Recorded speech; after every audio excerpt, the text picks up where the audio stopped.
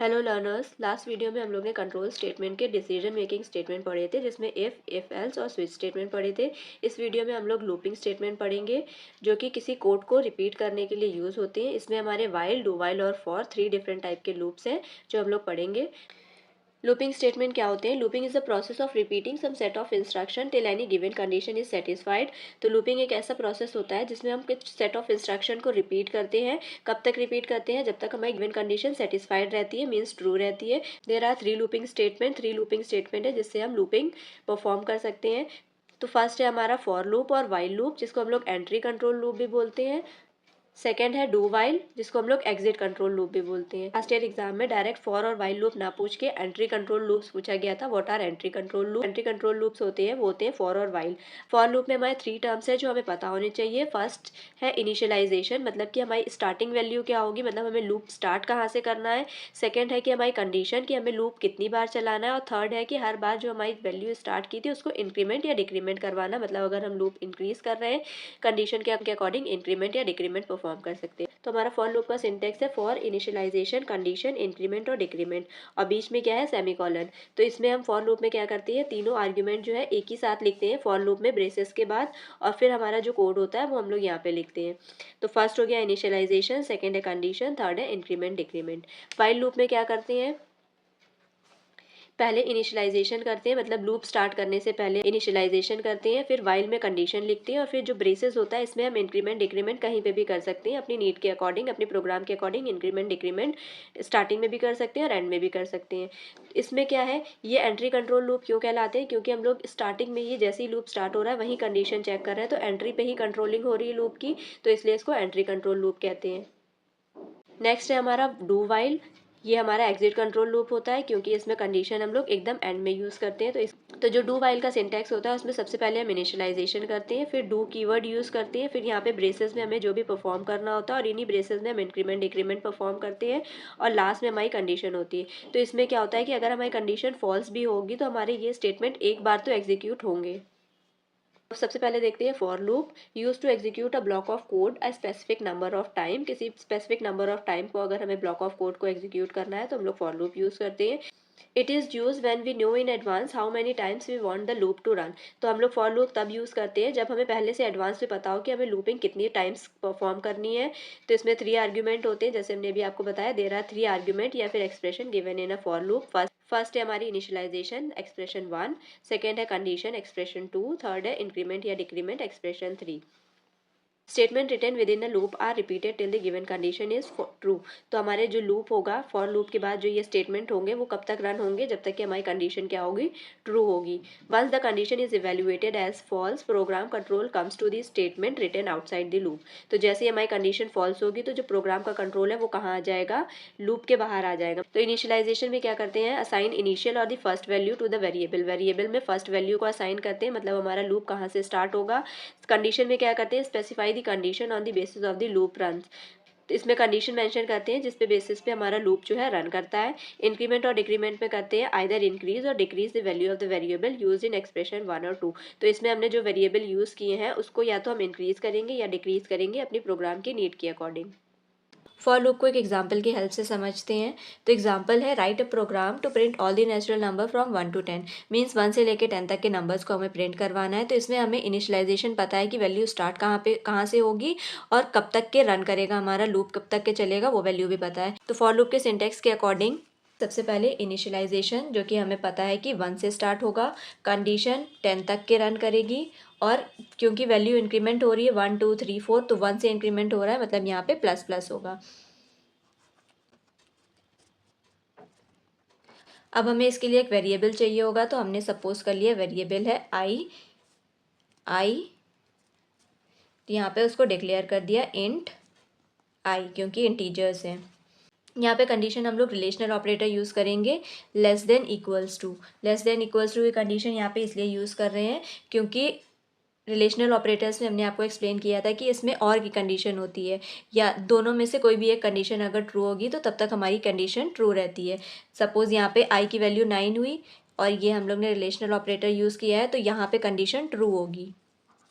और अगर 10 हुई तो भी कंडीशन ट्रू है, इक्वलिटी से ये वाली कंडीशन इसमें ये फॉल्स हो जाएगा, 10 is not less than 10 condition false हुई, बट यहाँ पे इक्वलिटी की वजह से ये कंडीशन ट्रू हो जाएगी। और जब 11 होगी आई की वैल्यू तो यहाँ पे कंडीशन फॉल्स हो जाएगी। और सपोज यहाँ पे सिर्फ लेस देन ऑपरेटर यूज़ करते तो यहाँ पे ये कंडीशन तो ट्रू होती, जैसे ही 10 की वैल्यू आती तो यहाँ पे ये कंडीशन फॉल्स हो जाती, ये कंडीशन ट्रू होती, तो हमारा 10 प्रिंट नहीं होता। इसलिए हम अपने प्रोग्राम के अकॉर्डिंग यहाँ पे ऑपरेटर्स को यूज़ करेंगे। तो प्रोग्राम देखते हैं। सबसे पहले हेडर फाइल इंक्लूड कर ली, मेन फंक्शन, फिर इंट आई इंटीजर टाइप का, फॉर लूप में i is equals to 1, i is less than equals to 10 और i प्लस प्लस। अब बॉडी में क्या प्रिंट करवा रहे हैं, i की वैल्यू। अब i की वैल्यू कैसे प्रिंट होगी, यहाँ पे समझते हैं। ये हमारी i की वैल्यू है, ये कंडीशन है, यहाँ पे इंक्रीमेंट हो रहा है और ये आउटपुट में मिलेगा।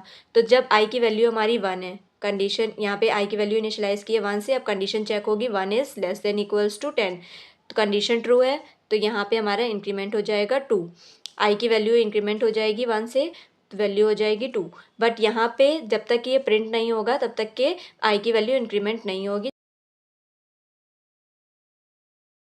पहले प्रिंट होता है फिर इंक्रीमेंट होता है, तो आई की वैल्यू यहाँ पे पहले प्रिंट होगी 1, अब नेक्स्ट आई की वैल्यू के लिए ये वैल्यू हो जाएगी 2। तो अब आई की वैल्यू हो गई है 2, फिर से यहाँ पे कंडीशन चेक होगी, कंडीशन हो जाएगी हमारी ट्रू, कंडीशन ट्रू है, फिर इंक्रीमेंट हुआ, प्रिंट हुआ 2, फिर कंडीशन चेक होगी 3 के लिए, फिर 3 प्रिंट हो जाएगा। ऐसे ही जब हमारे 10 वैल्यू, आई की वैल्यू यहाँ पे 10 हो गई होगी, 10 से चेक करेंगे, कंडीशन ट्रू है, बट यहाँ पे इंक्रीमेंट हो जाएगा, अब यहाँ पे प्रिंट हो जाएगा 10। अब नेक्स्ट टाइम जब लूप रन करेगा तो यहाँ पे कंडीशन फॉल्स हो जाएगी, तो यहाँ पे ये लूप से बाहर आ जाएगा, तो आउटपुट हमारा आ जाएगा 1 to 10। आउटपुट में यहाँ पे स्पेसिंग नहीं, अगर हमें यहाँ पे स्पेसिंग चाहिए तो यहाँ पे हम लोग को \n यूज़ करना पड़ेगा, तो हमारे नंबर्स जो हैं इस अकॉर्डिंग आ जाएंगे। नेक्स्ट पॉइंट है इटरेशन। इटरेशन क्या होता है, process of repeating a block of code multiple times based on the condition. तो कंडीशन के बेसिस पे जब हम किसी एक पर्टिकुलर कोड को मल्टीपल टाइम्स रिपीट करते हैं उसको इटरेशन कहते हैं। इस प्रोग्राम में एक बार हमारा लूप रन हुआ है तो वो 1 इटरेशन हुआ जब आई की वैल्यू 1 थी, फिर सेकंड टाइम जब आई की वैल्यू 2 थी तब रिपीट हुआ तो वो सेकंड इटरेशन हो गया। तो टोटल इटरेशन इस प्रोग्राम में कितने हो गए, 10।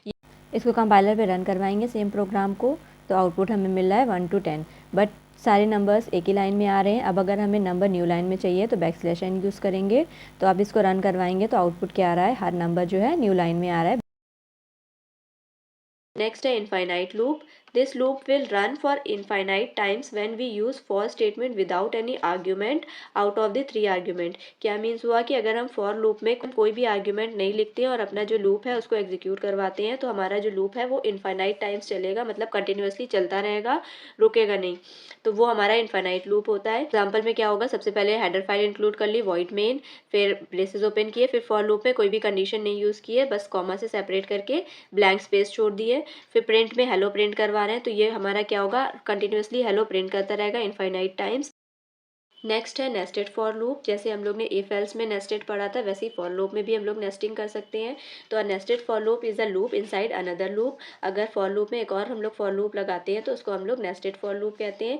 तो इसमें क्या होता है, 2 लूप होते हैं, एक आउटर और एक inner. The inner loop runs completely for each iteration for the outer loop. तो जो इनर लूप होता है वो कम्प्लीटली रन होता है for each outer loop iteration. Outer loop controls how many times the inner loop will run. तो हमारा outer loop जो है वो कंट्रोल करता है कि हमारा इनर लूप कितने टाइम रन होगा। Used for working with multidimensional array matrices pattern etc that requires repetition of the loop inside the loop। तो हम लोग नेस्टेड लूप कब यूज़ करते हैं, जब हम लोग मल्टी डायमेंशनल एरे यूज़ करते हैं या फिर मैट्रिक्स या फिर कोई पैटर्न फॉर्म करते हैं जिसमें हमें रिपीटेशन करना होता है लूप के अंदर लूप को, तो हम लोग नेस्टेड फॉर लूप यूज़ करते हैं। तो इसका सिंटैक्स कैसे होगा, एक फॉर लूप में एक और फॉर लूप यूज़ करेंगे। सपोज यहाँ पे एक फॉर लूप है जिसमें इनिशियलाइजेशन, कंडीशन, इंक्रीमेंट, डिक्रीमेंट सब किया है, फिर इसी लूप में एक और फॉर लूप लगाया है फॉर इनिशियलाइजेशन, कंडीशन, इंक्रीमेंट और डिक्रीमेंट। तो इसमें क्या होगा, ये वाला हमारा जो है आउटर लूप है, ये वाला इनर लूप है। तो सपोज हम कंडीशन 1 से स्टार्ट कर रहे हैं, 2 टाइम्स चला रहे हैं, और जे की भी 1 से स्टार्ट कर रहे हैं, 2 टाइम्स चला रहे हैं, तो क्या होगा, जब आई की वैल्यू हमारी 1 होगी तो जो हमारा इनर वाला लूप है वो पूरा एग्जीक्यूट करेगा, फुल्ली एग्जीक्यूट करेगा। जो हम लोग ने ऊपर पॉइंट पढ़ा था कि inner loop runs fully for each iteration of the outer loop. Outer loop के हर इटरेशन के लिए जो हमारा इनर लूप है वो पूरा परफॉर्म होगा सारी जे की वैल्यू के लिए। फिर हमारे जब आई की वैल्यू 2 हो जाएगी फिर से हमारा ये लूप फिर से परफॉर्म होगा जे की सारी वैल्यूज़ के लिए। तो तो आउटर लूप कंट्रोल कर रहा है कि हमारा जो इनर लूप है वो कितने टाइम्स रन करेगा। I know nested for loop थोड़ा टफ है, बट अगर आप इसको समझ लेते हैं तो ईजी और इंटरेस्टिंग भी। इसका यूज़ करके डिफरेंट टाइप के पैटर्न रिलेटेड प्रोग्राम्स हम बना सकते हैं। और जो नेक्स्ट टॉपिक है हमारा एरे, उसमें भी ये यूज़ होगा। तो इसको एक बहुत सिंपल एग्जाम्पल से समझते हैं। We have 3 benches, 4 student on each bench. तो 3 बेंचेस हैं जिसमें हर बेंच पे 4 स्टूडेंट हैं। तो हमारी 1 2 3 ये बेंचेस हो गई जिसमें कि 4 स्टूडेंट हैं। तो यहाँ पे हम लोग क्या कर रहे हैं, बेंचेस को काउंट कर रहे हैं और एक काउंटिंग कर रहे हैं स्टूडेंट को। तो हमें 2 लूप की ज़रूरत होगी। तो सब ये वाला जो लूप है हमारी जो बेंचेस के लिए काउंटिंग है उसको हम लोग मान लेंगे आउटर लूप, क्योंकि ये कंट्रोल कर रहा है कि इनर लूप कितने टाइम्स चलेगा। हर आउटर लूप के लिए इनर लूप जो है फुल्ली रन करता है। तो हमारे बेंचेस क्या हो जाएंगे, आउटर लूप हो जाएगा ये, और स्टूडेंट हो जाएगा इनर लूप। इसका प्रोग्राम बनाना है तो हम क्या करेंगे, बेंचेस के लिए एक लूप चलाएंगे जो कि आउटर लूप हो जाएगा। उसको वेरिएबल दे दिया सपोज आई, और स्टूडेंट के लिए लूप चलेगा जो कि स्टूडेंट को काउंट करेगा, उसके लिए वेरिएबल दे दिया जे। तो आई का लूप, जब आई की वैल्यू 1 होगी तो जे का लूप 4 टाइम्स चलेगा और प्रिंट करवा लेंगे जे की वैल्यू, तो 1 2 3 4 प्रिंट हो जाएगा। फिर आई की वैल्यू जब 2 होगी, इंक्रीमेंट होगा फॉर लूप में, तो जे का लूप फिर 4 टाइम्स चलेगा, प्रिंट हो जाएगा 1 2 3 4। सिमिलरली 3 के लिए प्रॉपर प्रोग्राम देखते हैं। तो हमें ये पैटर्न प्रिंट करवाना है जिसमें कि 2 रोज़ हैं और 2 कॉलम्स हैं। तो हमें 2 फॉर लूप यूज़ करने पड़ेंगे, एक रोज़ के लिए और एक कॉलम्स के लिए। तो सबसे पहले फॉर लूप जो आउटर फॉर लूप होगा वो रोज़ के लिए होगा। आई की वैल्यू 1 से स्टार्ट करेंगे, i is less than equals to 2, क्योंकि 2 ही रोज़ प्रिंट करनी है, फिर इंक्रीमेंट। फिर इसी फॉर लूप में एक इनर फॉर लूप यूज़ किया है जो कि हमारे कॉलम्स में एस्ट्रिक को प्रिंट करेगा। तो हमारा लूप स्टार्ट होगा जे इज़ इक्वल्स टू 1, जो कि हमारे कॉलम्स को काउंट करेगा। तो कॉलम्स 2 ही हैं, तो j is less than equals to 2 और जे की वैल्यू को इंक्रीमेंट करवा रहे हैं। अब हम प्रिंटफ में क्या करेंगे, फॉर लूप में जो प्रिंट करवाएंगे वो है एस्ट्रिक, क्योंकि हमें यहाँ पे एस्ट्रिक प्रिंट करवाना है। तो हमारा लूप कैसे रन करेगा, तो सबसे पहले फॉर लूप में कंडीशन चेक होगी, कंडीशन ट्रू है, यहाँ पे वैल्यू इंक्रीमेंट हो गया 2 हो गई। फिर ये फॉर लूप में आएगा, इसमें एक और इनर फॉर लूप है, इनर फॉर लूप में क्या होगा, जे की वैल्यू 1 है, कंडीशन ट्रू है, यहाँ पे इंक्रीमेंट हो गया। अब प्रिंटफ में एस्ट्रिक प्रिंट हो जाएगा। फिर यहाँ पे लूप में जाएगा क्योंकि कंडीशन अभी भी ट्रू है, तो यही वाला फॉर लूप रन होगा। अब जे की वैल्यू हो गई है 2, कंडीशन ट्रू है, फिर यहाँ पे जे की वैल्यू अब हो जाएगी 3 और प्रिंट हो जाएगा एक और एस्ट्रिक। फिर यहाँ पे थर्ड टाइम जाएगा तो जे की वैल्यू अब हो गई है 3, तो ये कंडीशन फॉल्स हो जाएगी। कंडीशन फॉल्स होगी तो ये लूप से बाहर आएगा, इस लूप से बाहर आएगा तो स्टेटमेंट मिला \n, मतलब अब हमारा कर्सर क्या है, न्यू लाइन पे आ जाएगा। अब हमारा कर्सर यहाँ पे आ गया है। फिर हमारा ये लूप एक कंप्लीट हो गया, for loop, outer for loop complete हो गया। फिर यहाँ पे आई की वैल्यू क्या हो गई है 2, तो आई की वैल्यू 2, कंडीशन चेक होगी, कंडीशन ट्रू है, फिर से ये सेम परफॉर्म होगा, आई 2 टाइम एस्ट्रिक प्रिंट होगा, फिर हमारा कर्सर यहाँ पे आ जाएगा। फिर जब ये फॉर लूप के लिए जाएगा तो यहाँ तो कंडीशन फॉल्स हो जाएगी क्योंकि आई की वैल्यू 3 हो चुकी है, कंडीशन फॉल्स हो जाएगी, तो ये लूप से बाहर आ जाएगा और हमारा ये आउटपुट में प्रिंट हो जाएगा। सेम प्रोग्राम को रन करवाते हैं तो हमें आउटपुट मिल रहा है सेम जो पैटर्न हमको प्रिंट करवाना था। नेक्स्ट लूपिंग स्टेटमेंट है while loop. It is use to repeat some set of instruction till a given condition is true. ये भी हमारा रिपीट करने के लिए यूज होता है, कब तक के, जब तक के कंडीशन हमारी ट्रू है। It uses only one argument that is condition return along with the while in parenthesis. तो इसमें व्हाइल के साथ जो है सिर्फ कंडीशन लिखते हैं, सिर्फ एक ही आर्ग्यूमेंट लिखते हैं, वो होती है कंडीशन, व्हाइल के बाद पैरेंथेसिस में। Statement to be repeated are written within the curly braces, और जिन स्टेटमेंट को रिपीट करना होता है वो हम लोग व्हाइल के बाद जो कर्ली ब्रेसेस है उसमें लिखते हैं। Initialization is done outside the while loop. Initialization जो होता है वो व्हाइल लूप के बाहर होता है। Increment decrement of a variable is written as an individual statement within the curly braces and can be included anywhere in the braces. तो increment decrement variable का हम curly braces में कहीं पे भी कर सकते हैं as an individual statement, जैसे i plus plus within the braces हम कहीं पे भी उसको include कर सकते हैं। Mostly used when the number of iteration is not known। इसमें हमें जब iterations नहीं पता होते हैं, जब हमें ये नहीं पता होता है कितनी बार हमें loop चलाना है, तब हम यहाँ पे while loop का यूज़ करते हैं। जैसे हमने आपको सिंटेक्स में एक्सप्लेन किया था वही सारे पॉइंट्स है, अगर सिंटेक्स आ गया तो ये पॉइंट्स आप इजीली लिख सकते हो। वाइल लूप को सेम उसी एग्जांपल से समझते हैं जो हम लोग ने फॉर लूप में देखा था, write a program to print all natural number from 1 to 10। यहाँ पे हम लोग वाइल लूप का यूज़ करके 1 to 10 नंबर प्रिंट करवा रहे हैं। तो सबसे पहले हेडर फाइल इंक्लूड कर लिए, मेन फंक्शन ओपन कर लिया, कर्ली ब्रेसेस ओपन कर लिए। अब यहाँ पे इनिशियलाइजेशन वाइल से पहले करते हैं, मतलब लूप स्टार्ट होने से पहले इनिशियलाइजेशन करते हैं। सिंटेक्स में हमने आपको बताया था int i is equals to 1, तो आई की वैल्यू 1 से स्टार्ट की है। फिर वाइल में एक ही आर्ग्यूमेंट मेंशन करते हैं जो कि कंडीशन होती है, तो यहाँ पे कंडीशन मेंशन कर दी है। फिर ब्रेसेस में हमारे जो भी हमें स्टेटमेंट परफॉर्म करने हैं तो हम क्या कर रहे हैं, प्रिंटफ में आई की वैल्यू को प्रिंट करवा रहे हैं और हर बार क्या कर रहे हैं, आई की वैल्यू को एक इंक्रीमेंट करवा रहे हैं। तो जब ये हमारा परफॉर्म होगा तो आउटपुट में क्या मिलेगा, आई की वैल्यू 1 है, कंडीशन चेक होगी 1 is less than equals to 10, condition true है तो हमारा 1 प्रिंट हो जाएगा। फिर आई की वैल्यू हो जाएगी 2। अब यहाँ पे आई की वैल्यू हो गई है 2, फिर भी कंडीशन ट्रू है, फिर यहाँ पे 2 प्रिंट हो जाएगा। अब आई की वैल्यू हो गई है 3, फिर कंडीशन चेक होगी तो ऐसे हमारी कंडीशन रिपीट होती जाएगी टिल 10। तो जैसे यहाँ पे 10 होगा तो अभी हमारी कंडीशन क्या है, ट्रू है, 10 इज इक्वल्स टू 10। तो यहाँ पे क्या होगा, 10 प्रिंट हो जाएगा और अब की बार के लिए 11 वैल्यू हो जाएगी। तो अब जब यहाँ पे 11 होगा तो यहाँ पे कंडीशन फॉल्स होगी। तो कंडीशन जैसे ही फॉल्स होगी तो ये नीचे ये स्टेटमेंट है ये परफॉर्म नहीं होंगे, डायरेक्ट हम लूप से बाहर आ जाएंगे।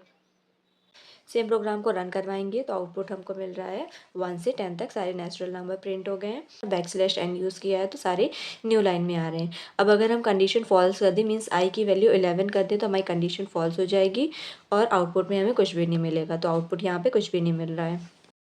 लास्ट लूपिंग स्टेटमेंट है डू वाइल, जिसको हम लोग एग्जिट कंट्रोल भी बोलते हैं। Do while is similar to the while loop except that the condition is evaluated after the loop body is executed. तो डू वाइल हमारा वाइल लूप की तरह ही होता है, एक्सेप्ट क्या डिफरेंस होता है कि कंडीशन इज इवेल्युएटेड, कंडीशन जो होती है वो कब इवेल्युएट होती है, after the loop body is executed, जब हमारी एक बार बॉडी में जो भी लिखा है लूप की बॉडी में वो परफॉर्म हो जाता है। This means a loop will always execute at least once even if the condition is false initially. तो इसका क्या मतलब हुआ कि हमारा जो लूप है वो एक बार तो एग्जीक्यूट होगा, अगर हमारी कंडीशन फॉल्स भी है तो भी।